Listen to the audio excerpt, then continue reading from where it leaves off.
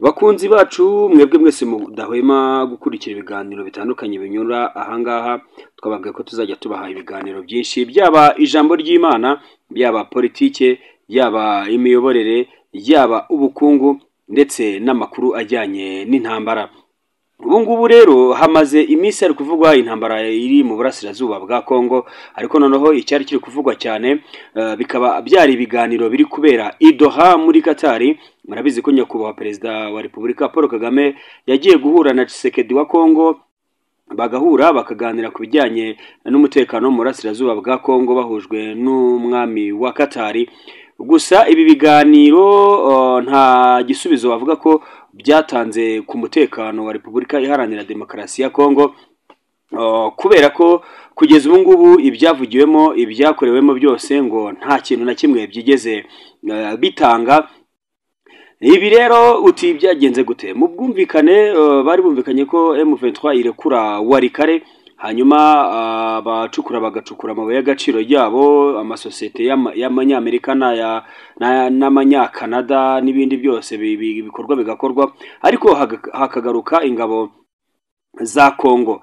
Gusa suko rero bimeze, ahubwo byo byarumvikanywe ntibyashyirwa mu bikorwa. M23 iraharekura muri draft cyangwa se mu mpapuro zibigaragaza bari bumvikanye ko M23 yasabaga ko hafungurwa abantu bagera kuri 700 bose bafite aho bahuriye nayo. Kongo nayo igahita ibyemera, ariko byaje kurangira Kongo ntabyikoze, ahubwo yifungurira abantu bagera kuri 3 gusa, kandi badafite icyo bapfana na M23 na AFC muri rusange. Ibi rero twakwita nko gukubita igihwereye. Ibi biganiro by'Idoha mu magambo make byarapfubye ndetse byakubise igihwereye ku buryo bugaragara. Impamvu ni iyihe? Nyuma y'uko ibyo byose Repubulika Iharanira Demokarasi ya Kongo na FARDC banze kubishyira mu bikorwa, ubu noneho intambara kuva muri iri joro ryakeye yubuye, ndetse uduce twinshi two muri teritwari ya Warikare twongeye kugwa mu biganza bya AFC M23, ndetse biranavugwa ko na centre ya Warikare bari baherutse gufata bakayivanamo kubera ibiganiro bya Doha bongeye kuyisubiza. Abatangabuhamya baho batubwiye ko abarwanyi ba M23 bongeye kugaba ibitero byo gufata Warikare.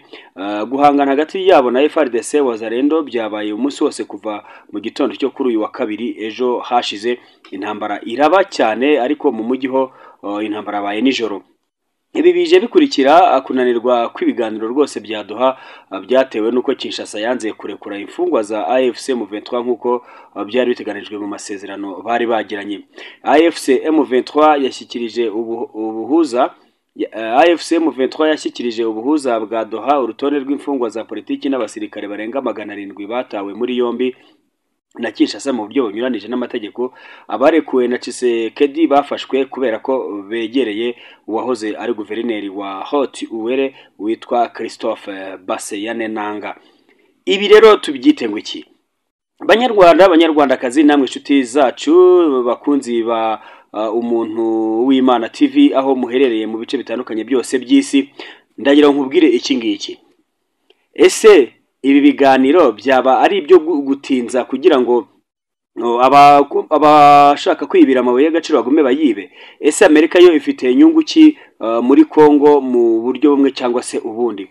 Ikirigaragarira amaso ku bantu bose nuko intambara muri Kongo ikomeje gufata intera mu buryo bugoranije cyangwa se mu buryo buruhije cyane.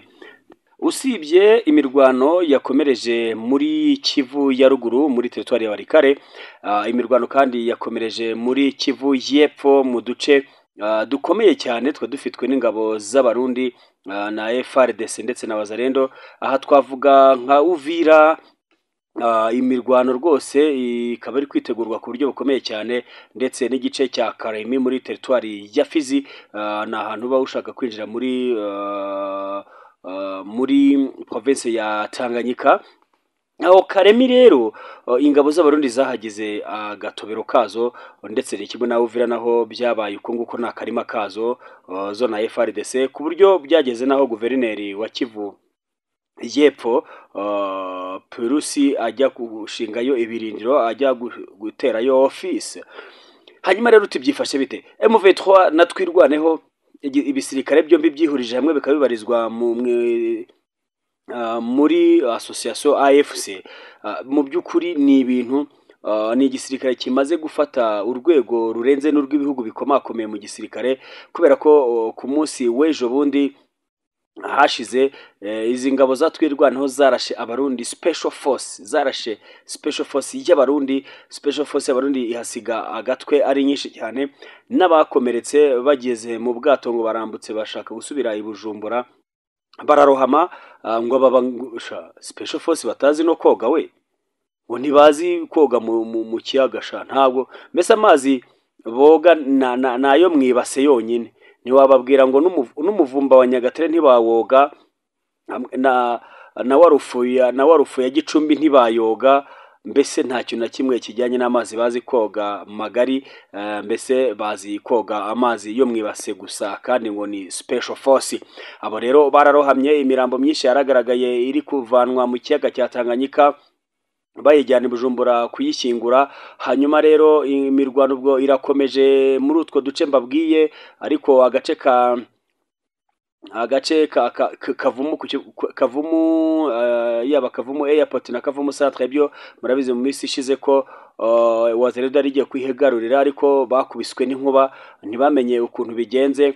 Twabonye Lawrence Kanyuka arimo kugenda avuga ati umutekano ahangaha wagarutse.